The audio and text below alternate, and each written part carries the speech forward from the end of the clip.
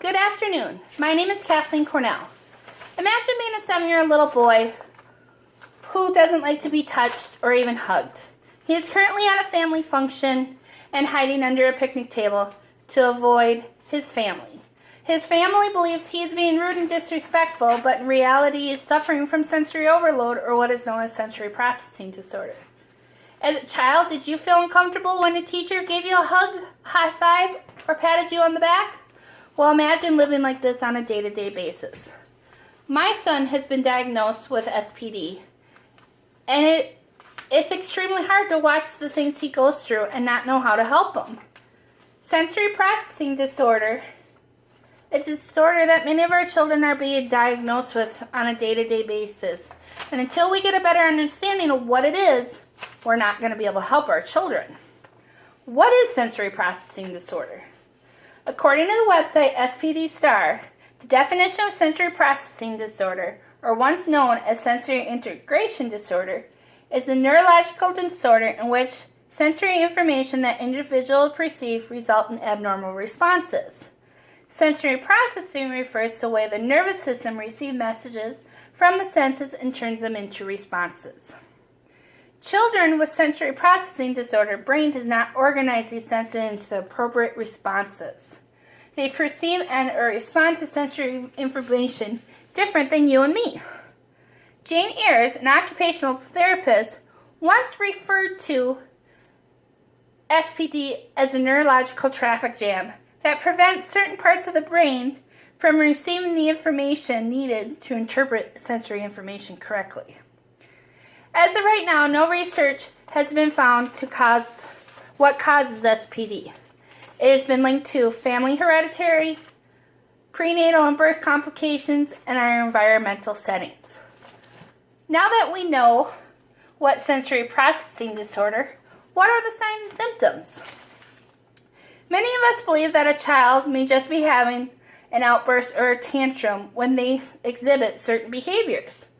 But in reality, they're showing signs and symptoms of SPD. There are two types of signs and symptoms when it comes to SPD. The first one is hypersensitivities. They're sensitive to loud noises, such as flushing a toilet. They may notice noises that you and I don't even hear. They may be fearful of surprise touches, avoid hugs, cuddling with familiar adults. They seem fearful of crowds, avoid standing next to someone, don't enjoy a game of tag, have poor balance. The next sign or symptom is hyposensitivity. They constantly need to touch someone. They're always in someone's bubble. They're clumsy and uncoordinated. They have an extreme high tolerance for pain. Often harm children and or their pets. May be very fidgety, unable to sit still, enjoy movement based on playing, spinning, and jumping. SPD can have a huge impact on our children's lives. According to the website spdstar.org, children with sensory processing disorder often have problems with skills and other abilities needed for school. As a result, they are almost always suffering from emotional, social, and educational problems. Children and adults are unable to make friends and or be part of the group. They have poor self-esteem, academic failure, and often labeled clumsy, uncooperative, belligerent, disruptive, and out of control. These symptoms are difficult for our children to deal with, but there is treatment they can receive and many activities parents in school can do to help their children. There is The first step in treatment of SPD is go to your clinic provider. Then they can refer you to what's called an occupational therapist. An occupational therapist is a person who works with people of all ages because of illness, injury, developmental delays, or psychological problems, needed assistance in learning skills to help them lead independent, productive, satisfying lives. An occupational therapist will do a variety of activities with the children until they feel they have done the most they can do to help them. Now, what can the school or parent do at home to help children with SPD? The school can provide a variety of fidget toys for the child. These can include Theraputty, which I've been playing with the whole time I've been giving my speech. They can give them a chewing toy that they put on top of their pencil so the child can gnaw on their pencil more or less. They can put something as simple as a piece of Velcro for the child to fidget with under their chair.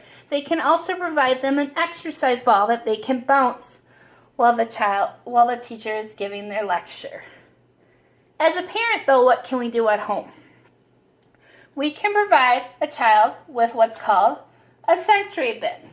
It can have a variety of materials, sand, rice, corn, anything a parent can think of, and let that child play, explore different textures. They can allow the child to play with shaving cream on the table or the floor. But what the child doesn't realize is not only are they getting to have fun, but they're also helping their parent clean their table. There are several activities that can be done to help these children. We just need to take the time and create them and think outside the box. In conclusion, today I informed you what sensory processing disorder is. It is my hope that after this presentation you are able to have a better understanding of what challenges children go through every day with this disorder. Now, with this knowledge, I hope we can provide the tools the children need to help them function in their everyday life. Thank you.